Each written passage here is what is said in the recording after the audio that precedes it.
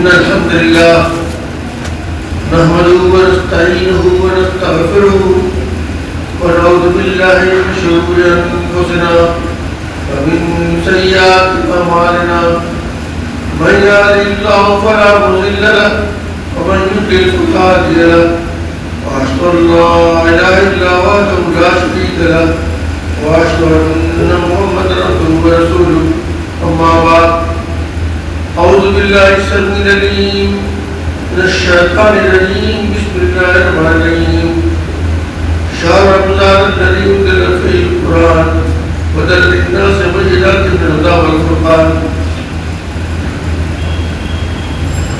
حاضرین کرام، ہم لوگ رمضان کے مقدس مہینے سے گزر رہے ہیں. یہ مقدس مہینہ جس کا ذکر قرآن نے مختلف پہلو اور مختلف تعبیر میں مختلف انداز سے کیا ہے.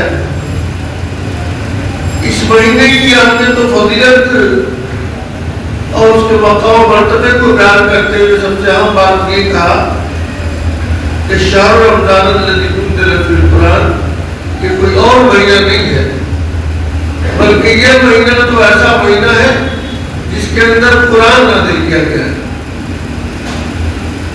بلکہ بعض روایات سے یہ بھی معلوم ہوتا ہے کہ دیگر جو کتابیں آسمانی ہیں، توریت، انجیل اور زبور بھی اسی مہینے میں نازل ہوئی. بہرحال یہ مقدس بابرکت اور اہم ترین مہینہ ہے جس کے اندر یہ قرآن نازل ہوا ہے. قرآن کیا ہے اسے جاننا چاہیے، اور جاننے کے لیے قرآن ہی کو پڑھنا چاہیے تاکہ یہ بات معلوم ہو کہ قرآن ہم سے کیا مطالبہ کر رہا ہے یا ہم کو کیا پیغام دے رہا ہے، کیا وہ کیا چاہتا ہے. دنیا جانتی ہے کہ اس روئے زمین پر رہنے والے ہر فرد کو تین چیزیں مطلوب اور مقصود ہیں. ایک تو یہ کہ اس کی جان محفوظ ہو، دوسرے یہ کہ اس کا مال محفوظ ہو، اور تیسرے یہ کہ اس کی عزت و آبرو محفوظ ہو.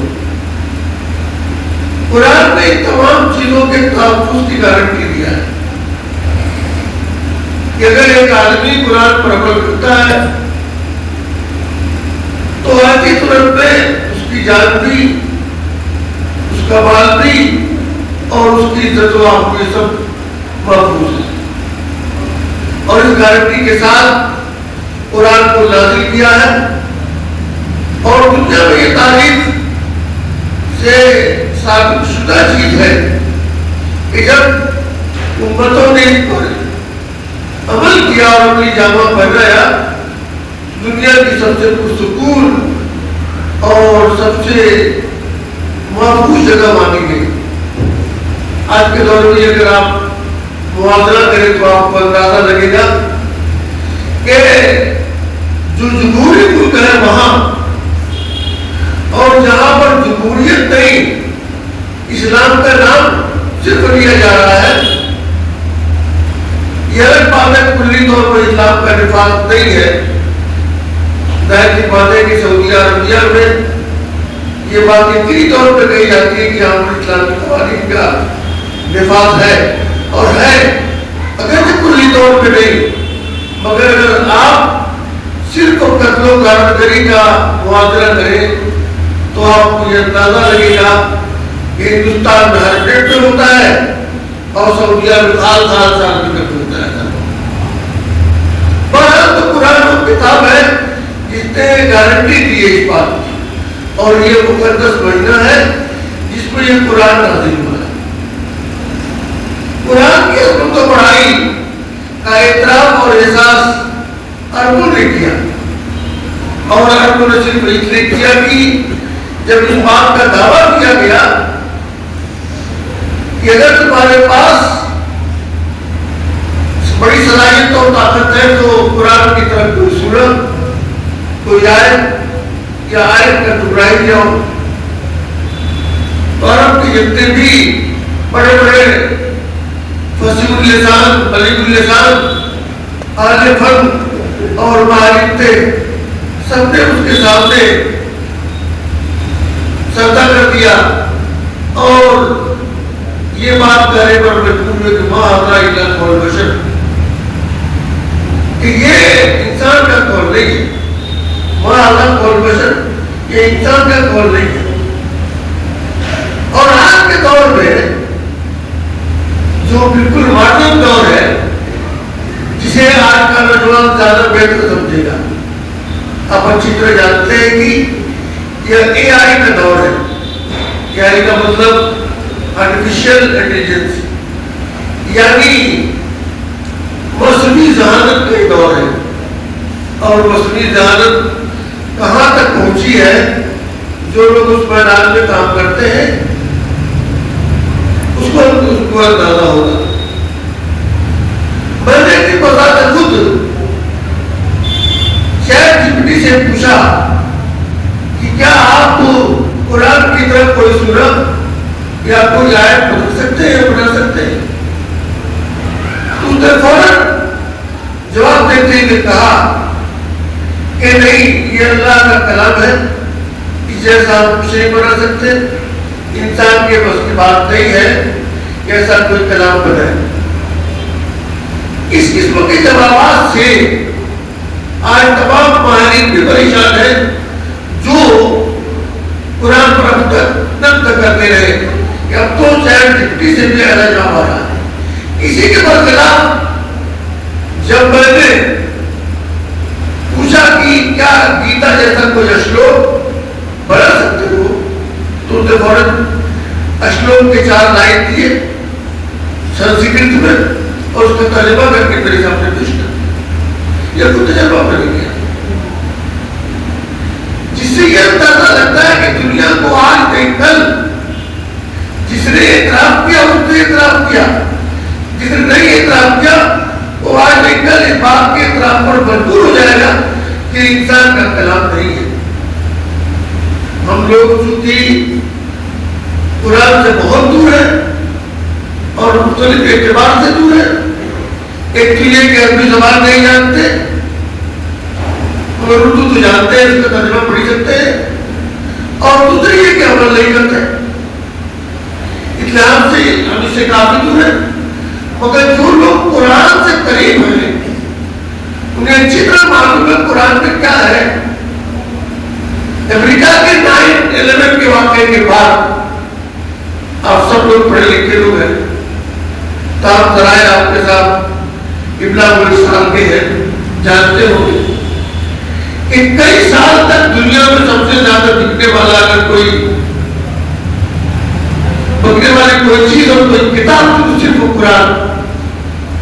دنیا میں سب سے زیادہ اگر کوئی کتاب بک رہی تھی کئی سال تک کے بعد تو قرآن, کیونکہ دنیا کو ایک حیرانی ہوئی کہ آخر قرآن پڑھنے والے کیا کرتے ہیں. بہرحال تو قرآن ایک عظیم ترین کتاب ہے جو ہم پر نازل کی گئی ہے عمل کرنے کے لیے. اس لیے نہیں کہ ہم صرف تلاوت کریں, اس لیے نہیں کہ اس کو خوبصورت جوتار میں لپیٹ دیں اور لپیٹ کے رکھ دیں.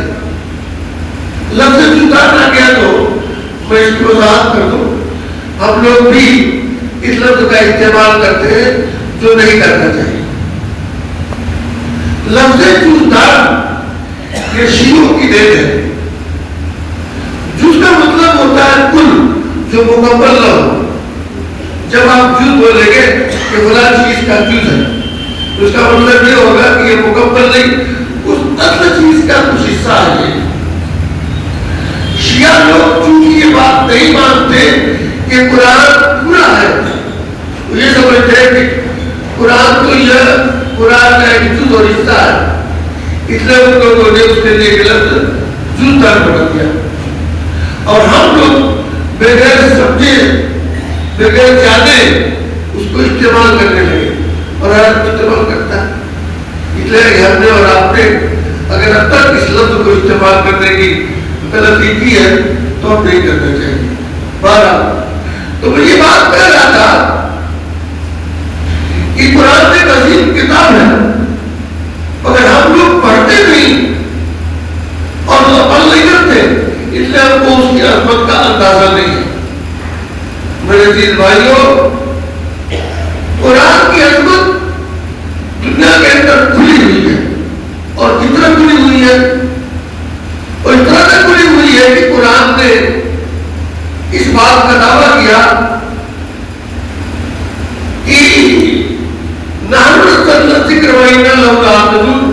کہ ہم نے قرآن کو نازل کیا ہے اور ہمیں اس قرآن کے محافظ بھی ہیں.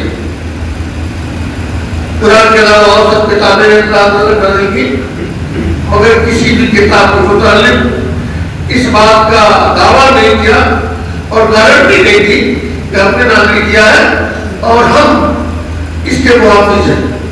یعنی کوئی بھی کتاب سے بچی نہیں ہے. کوئی بھی کتاب اگر بچی ہے، کوئی کتاب 1500 سال گزرنے کے بعد، تو صرف وہ قرآن، اس لیے قرآن کا دعویٰ ہے. ایک غیر مسلم شخص نے ایک مرتبہ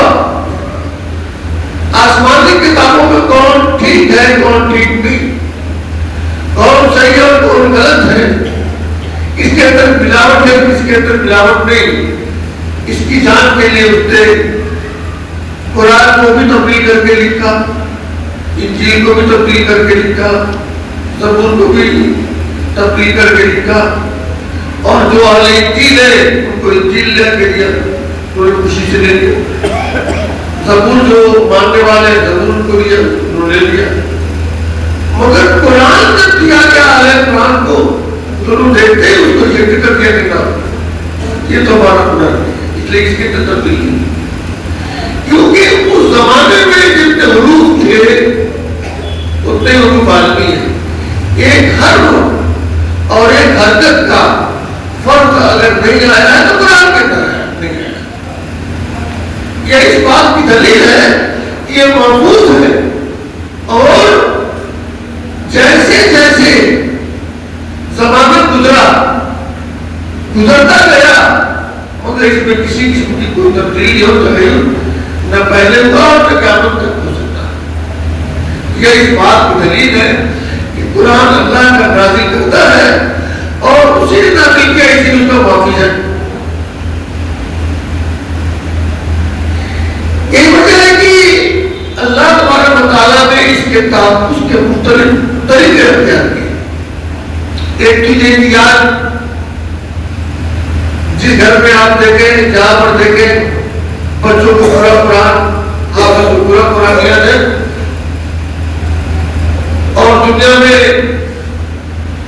کے تمام کتب خانوں سے، لائبریریوں سے اور ہر جگہ سے اگر قرآن کو جلا دیا جائے، ختم کر دیا جائے، تب بھی ویسے وہ محفوظ رہے گا.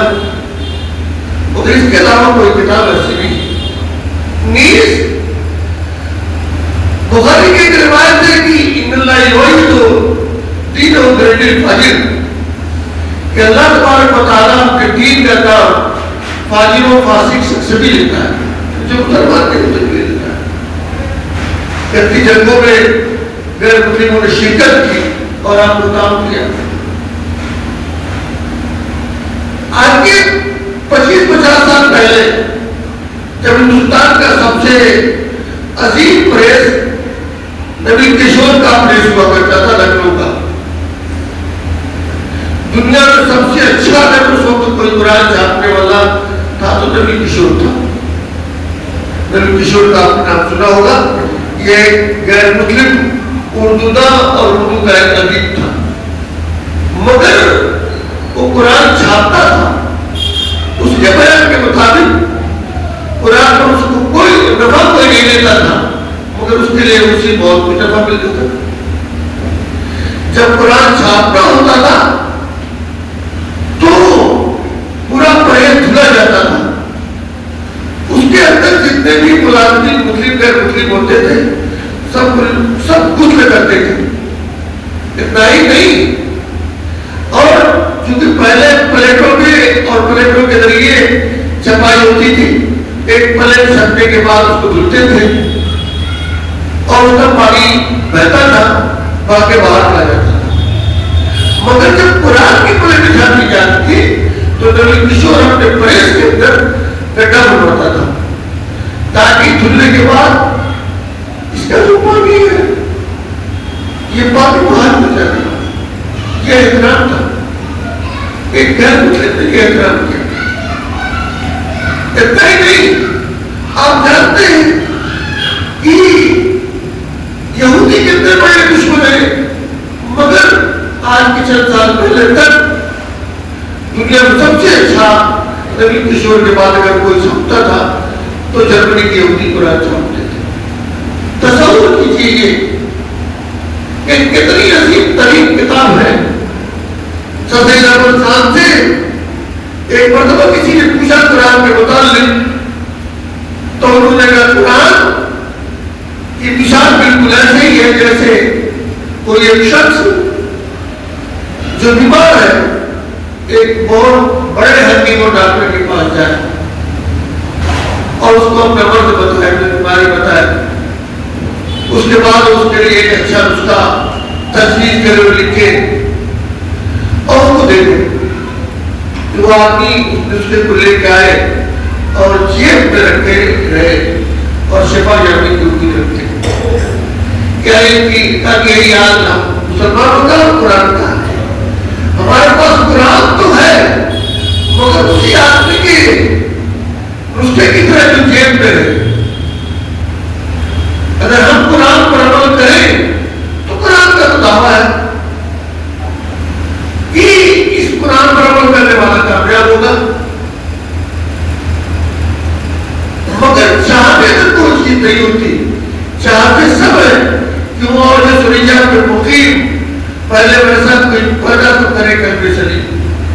اس لیے اگر ہم چاہتے ہیں کہ آج کے مسائل حل ہو تو قرآن پر عمل کرنا ہوگا.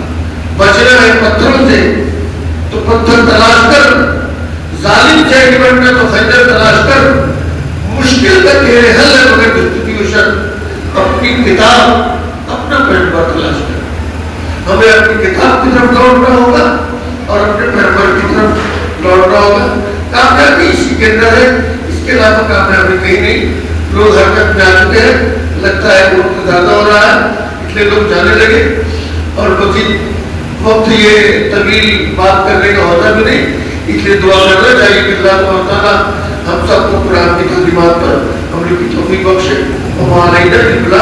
السلام علیکم ورحمۃ اللہ وبرکاتہ.